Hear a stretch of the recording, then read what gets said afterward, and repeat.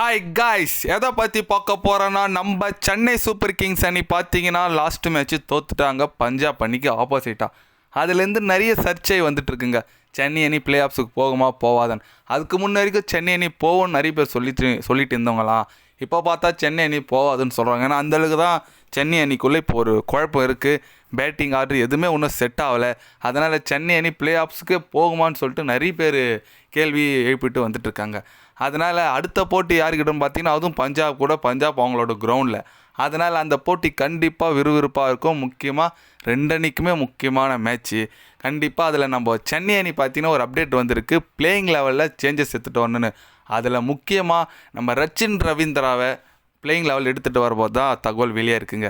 ஏன்னு கேட்டிங்கன்னா அவர் நல்ல ஃபார்மில் தாங்க இருந்தார்.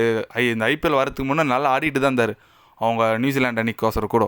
அதிலேருந்து தொடர்ந்து பார்த்தீங்கன்னா இப்போ ஐபிஎல்லில் வந்தார். ஒரு 2-3 இன்னிங்ஸ் ஸ்டார்டிங் நல்ல இன்டென்ட் கொடுத்தாரு, நல்லா தான் ஆடினார்.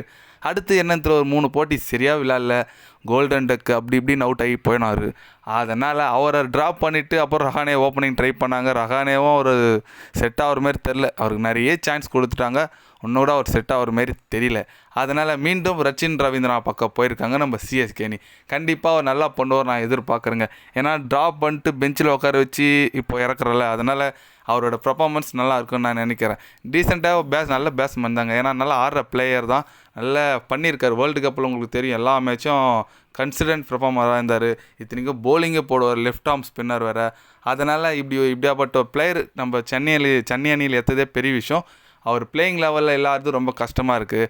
அதை குறித்து தான் நம்ம தோனியும் நம்ம ருத்ராஜ் கெய்க்வாட் ஆலோசனை பண்ணிட்டு வந்துட்டுருக்காங்க. கண்டிப்பாக அவர் அடுத்த போட்டி பிளேயிங் லெவலில் இறங்கிறதுக்கு 95% சான்ஸ் இருக்குதுன்னு சொல்லிட்டு அஃபிஷியலாக கூட விட்டுருக்காங்க. வெயிட் பண்ணி பார்க்கலாம் எந்த மாதிரி நம்ம சென்னை அணி பிளே ஆஃப்ஸுக்கு குவாலிஃபை பண்ணுவாங்களாம் பார்க்கலாம். அப்படி ரச்சின் ரவீந்திராவை எடுத்துகிட்டு வராங்களான்னு வெயிட் பண்ணி தான் பார்க்கணுங்க. அது மட்டும் இல்லாமல் சென்னை அணிக்குள்ளே நிறைய குழப்பங்க இருக்குது. அந்த குழப்பங்க முதல்ல தீக்கணும். என் பேட்டிங் ஆர்டர் கரெக்டாக செட் ஆகணும். ஏன்னா கலாம்லாம் எப்படி சொல்கிறது, ஒரு மாதிரி மிங்கலை பிளேயிங் லெவல் வருது. அதனால் சென்னை அணி கரெக்டான ஸ்டாண்டர்டான பிளேயர் பொசிஷன் ஆட மாட்டுறாங்க. நம்ம ருத்ராஜ் கெய்க்வாட் பார்த்தீங்கன்னா 1 டவுன் இறங்கினார், அப்புறம் ஓப்பனிங் போனார், மாறி போயிட்டுருக்காங்க. அதனால் நம்ம சென்னை அணிக்கு ஒரு பிளேயிங் லெவல் செட் ஆகல தான் சொன்னோம். அதில் இன்னும் பெரிய விஷயம் என்ன பார்த்தீங்கன்னா நம்ம தீபக் சகர் ரூல்ட் அவுட் ஆகிட்டாருங்க. ஆமாங்க, அவர் போன மேட்ச் பார்த்தீங்கன்னா வெறும் 2 பால் தான் போட்டிருப்பார். அதோட அவர் அப்படியே போனவர் தான், அதோட ஒன்றும் வரல. அவரோட அஃபிஷியலாக என்ன விட்டுருக்காங்கன்னா அவருக்கு ரூல்ட் அவுட் ஆகிட்டார், இதுக்கு மேலே ஐபிஎல்ல தொடர மாட்டாருன்னு சொல்லிட்டு தகவல் வெளியாக இருக்குங்க. ஏன்னு கேட்டிங்கன்னா நல்ல பவுலர் தாங்க, நல்லா போட்டுருந்த பிளேயர், ஆனால் ஃபார்மில் இல்லை இப்போ ரீசெண்டாக. அதனால் அவர் இதுக்கு மேலே கண்டினியூ பண்ண மாட்டான்னு சொல்கிறது ரொம்ப வருத்தமாக இருக்குது. நல்லா போட்டிருந்த ஆள் இப்போ அவர் இல்லாதது ரொம்ப கஷ்டமாக இருக்குது. பார்க்கலாம், வெயிட் பண்ணி எந்த மாதிரி ஒரு சென்னை அணி போலிங் இதோட இவருக்கு ரீப்ளேஸ்மெண்ட் பிளேயராக வேறு என்ன எடுக்கிறாங்களோ வெயிட் பண்ணி தான் பார்க்கணும். நம்ம சென்னை அணி பஞ்சாப் அணிக்கிட்ட வின் பண்ணுமா பண்ணாதான் என்ன நினைக்கிறீங்க சொல்லிட்டு கமெண்ட் பண்ணிட்டு போங்க. இது போன்ற ஸ்போர்ட்ஸ் நியூஸை தெரிஞ்சுக்கணும்னா சேனலை சப்ஸ்கிரைப் லைக் பண்ணிக்கோங்க. கண்டிப்பாக கிரிக்கெட் பற்றி அப்டேட் சேனலில் வரும். மறக்காமல் சப்ஸ்கிரைப் மட்டும் கொஞ்சம் பண்ணி வச்சுக்கோங்க. நன்றி, வணக்கம்.